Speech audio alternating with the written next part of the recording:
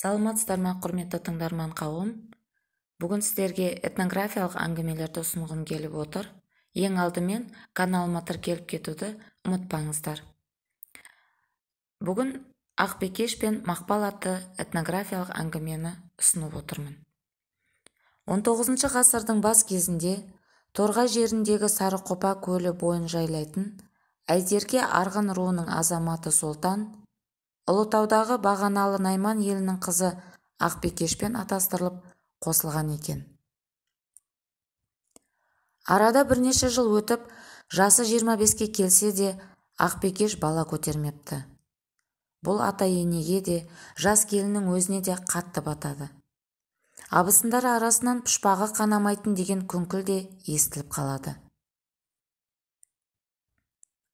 Мұны естіген өр мінезді әрі ашық қолды, берекелі келін атанған Ақбикеш тосын іске бел буады. Бір күні Ақбикеш атасы Таңғұлы мен енесіне кісі салып, төркіндеп қайтуға рұқсат сұрайды. Жылқы ішінен таңдатып, қуса жетіп, қашса құтылатын боз жорғаны мініп, қасына жасөспірім қайнысын жол серікке алып, аттанып бара жатқан Ақбикеш күйеуі мен абысындарына бұйырса екеу болып кетіп, үшеу болып оралармын деген екен. Бұл жұмбаққа түсінбеген ауыл адамдары аңтарылып, оған ақ жол тілеп қала беріпті. Ұзатылған қыздың төркіндеп келуі ол кезде бүкіл ел, ағайын туыс үшін елеулі оқиға. Ойын-сауық пен ағайын арасында бірнеше күндер өтеді. Ақбикештің жалғыз келуінің сырын төркіндері шеше алмай дал болады. Оның жөнін сұрауға да ешкімнің батылы жете бермейді. Өйткені өз елі ақыл парасаты жасынан мол Ақбикешті ерекше құрмет тұтып сыйлайды екен. Туған туыстарымен көзайым болған ару ата-анасынан, ауыл ақсақалдарынан енді еліне қайтуға рұқсат сұрайды. Өз еліне төркіндеп келіп, перзенттік парызын өтеген қыздарының ісіне риза болған ел ағалары одан қалауын айтуды өтінеді. Қазақ дәстүрі бойынша қыздың өз қалауын сұрауы, оны ағайын туыстарының орындауы міндетті іс. Сонда Ақбикеш былай депті: Құдай тағала әуелде жат жұрттық етіп жаратқан соң, өзге елдің адамы болсам да, өз елімнің ар-намысын қорғап, сіздерге сөз келтіргенім жоқ. Түскен жерімде де Ақбикеш атандым. Бірақ халқымыз айтқандай, бала тумаған қатыннан лақтаған ешкі артық деген рас екен. Қанша жақсы атансам да, бала көтермей, басым төмендеп барады. Мені берекелі елге бергендерің рас болса, қыздарыңның беделін де төмендетпеңдер. Егер менің тілегімді шын орындайтын болсаңыздар, айтарым дайын. Ақбикештей аяулының ішке бүккен сырының ұштығын сезген бір ақсақал кідірместен: Қарағым, Ақбикеш, мерейің үстем, ниетің қабыл болсын. Сенен аярымыз жоқ, айт қалқам, депті. Онда айтайын. Мен мал мен дүниеге қызығатын кісі емеспін. Ол өзімде де жетеді. Барған елімнің бір азаматын ұрпақсыз қалдыру мен үшін үлкен мін. Солай ма ағайын?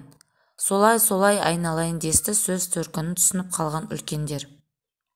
Олай болса, мен ел ішінде бұрын соңды болмаған тосын істі бастағалы отырмын.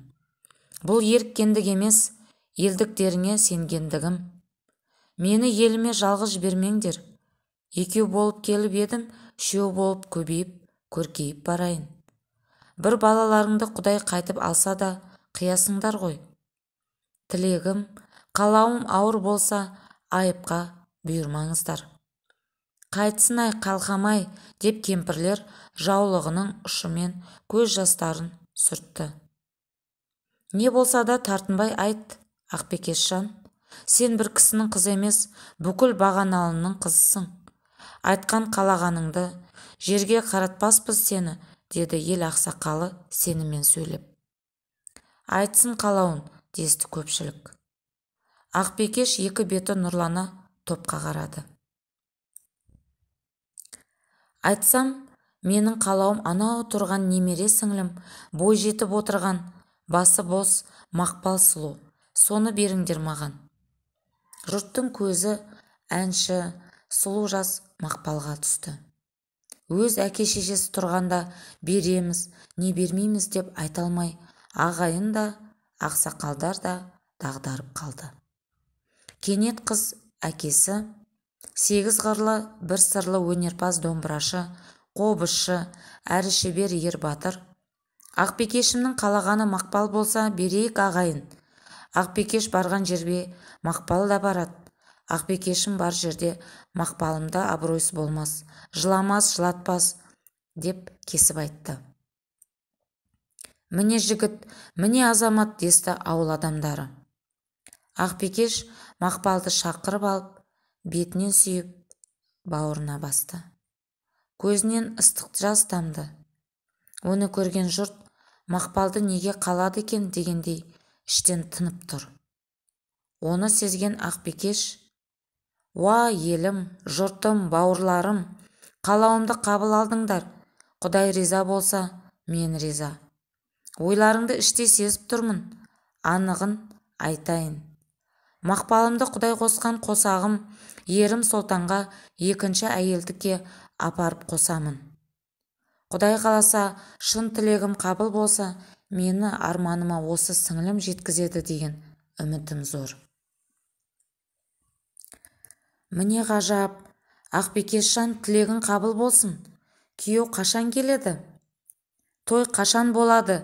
Десті жастар жағы. Құдай тойға жеткізсін. Тойда ешқайда қашпас. Мен айттым ғой, бұрын соңды болмаған іске бел буып тұрмын. Бұл да Құдайдың бұйрығы шығар. Бірақ бүгін күйеу келмейді. Бүгін Мақпалжанның апасы да күйеуі де өзіммін. Өзім алып кетемін. Ал бүгін тойға дайындалыңдар. Мақпалдың тойын жасап аттанамын. Аяулы ару қызының бұл сөзінде құп алған кеңгір, өзеннің бойындағы бағаналы, елі жас сұлу Мақпалды барлық салт дәстүрмен, сән салтанатымен ырғап-жырғап ұзатып салды. Екеу болып кетіп, үшеу болып келемін деген уәдесіне тұрған келінді елі жұрты зор құрметпен қарсы алыпты.